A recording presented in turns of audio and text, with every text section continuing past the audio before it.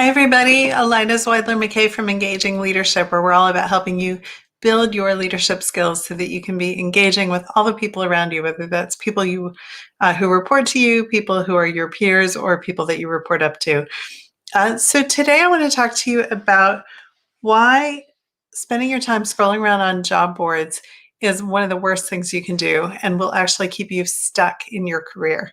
So, as you know, I am working with clients who are both in transition, like looking for a new job, either from a current job or from a position where they've maybe are in between jobs, or they're in a position and they're just trying to move up or get a promotion. Whatever situation you're in, if you're trying to find that next opportunity, scrolling around on job boards is not only a waste of time, but it's actually counterproductive. And today I want to talk to you about 3 reasons why that is. So, we all know that all those job boards are out there. There's Glassdoor, there's Monster, there's Indeed, LinkedIn has jobs, all kinds of places that you can look. And unfortunately, one of the things that we also know is that they are one of the least effective ways that you can find a new job.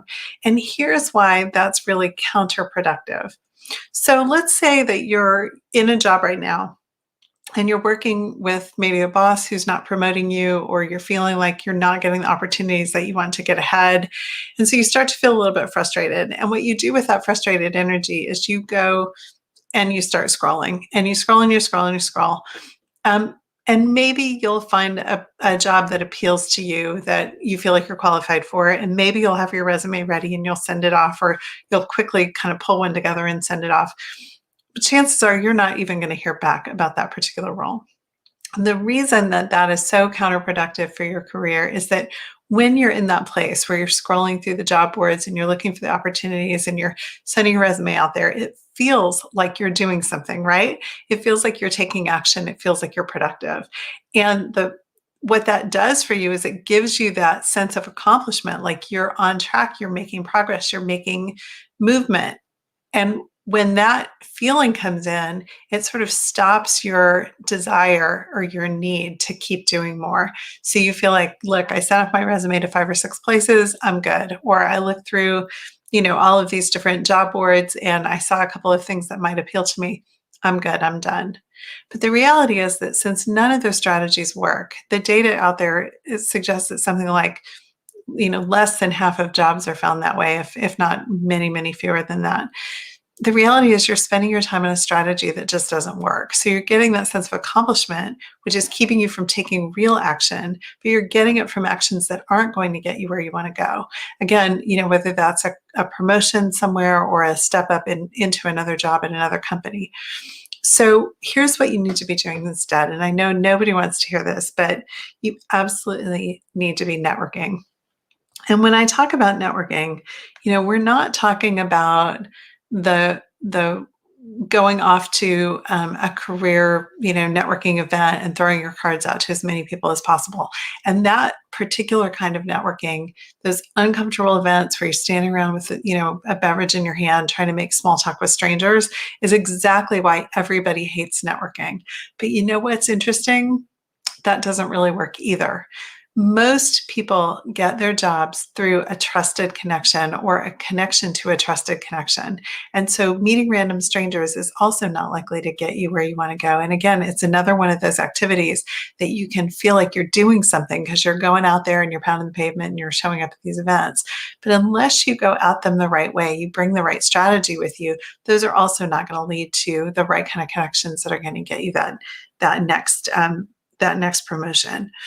So I just wanted to share an example. When I say it's all about relationships, let me just describe to you this experience I had in business school. So I went to business school at Wharton, got an MBA, and I was there with not a whole lot of career experience before I went in. So most people had 3 to 5 years of work experience.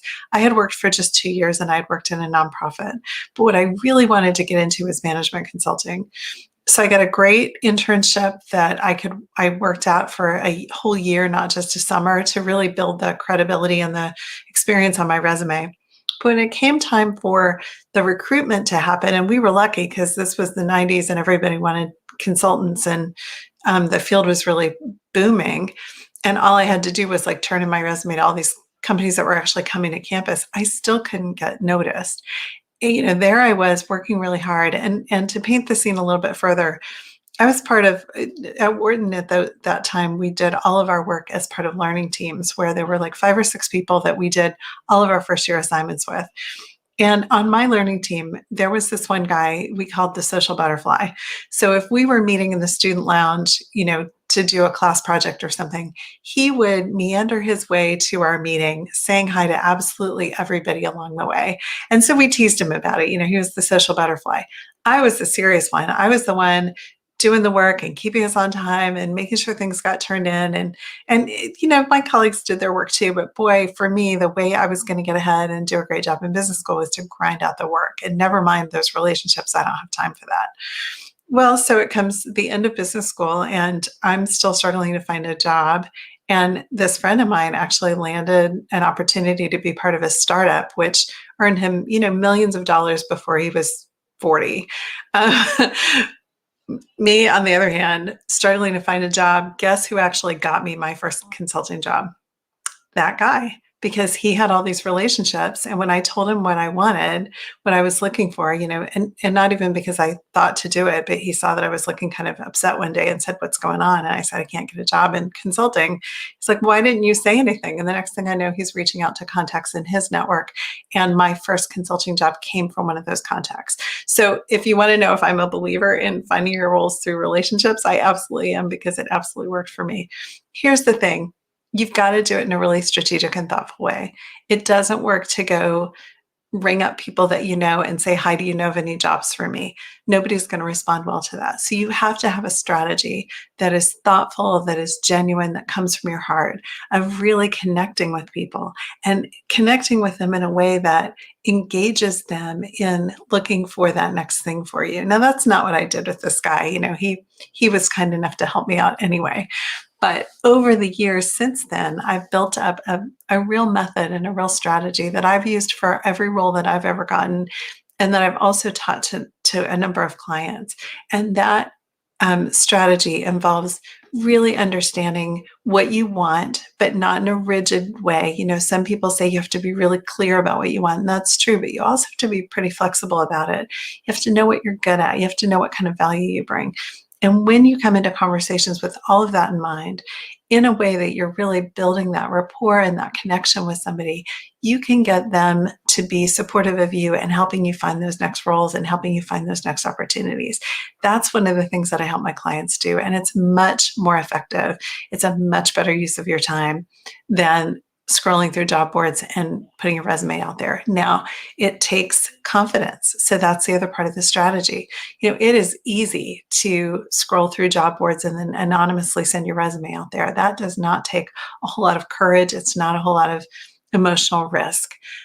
Reaching out to people, on the other hand, and building those connections and then asking for what you want takes a fair amount of courage. It takes a fair amount of confidence. So the other part of the strategy is really building up your internal confidence and that internal sense of self, so that you understand the value that you could provide to a potential employer, and you're standing solid in that value when you go out and have those conversations. And then the third part is to know kind of where to go look, and how to prioritize how you spend your time, and how to make those initial contacts and then follow up with them in a way that's effective.